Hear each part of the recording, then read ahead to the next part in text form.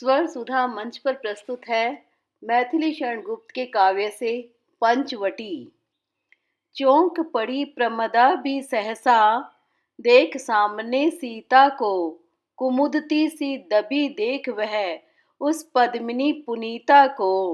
एक बार उषा की आभा देखी उसने अंबर में, एक बार सीता की शोभा देखी बिगता डंबर में। एक बार अपने अंगों की और दृष्टि उसने डाली, उलझ गई वह किंतु बीच में थी विभूषणों की जाली। एक बार फिर वैदेही के देखे अंग आभूषण वे, स नक्षत्र अरुणोदय ऐसे रखते थे शुभ भूषण वे।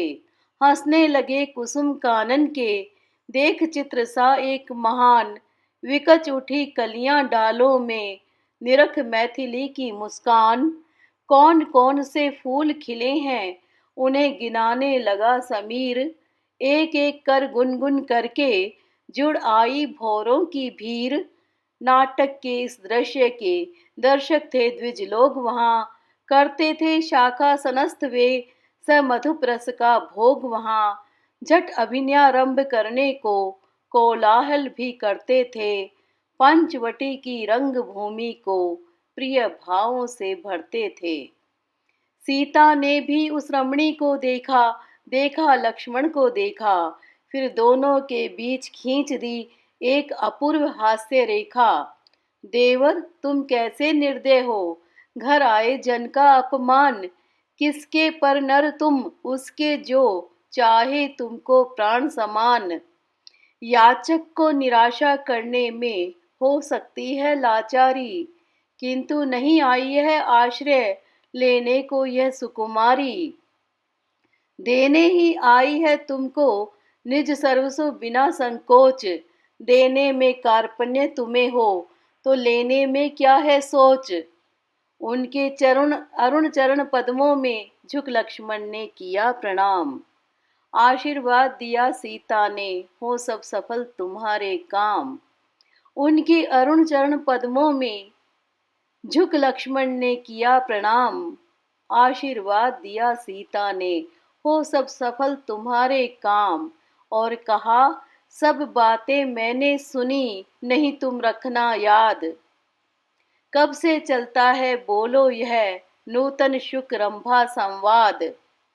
बोली फिर उस बाला से वे सुस्मित पूर्वक वैसे ही, अजी खिन्न तुम न हो, हमारे ये देवर हैं ऐसे ही।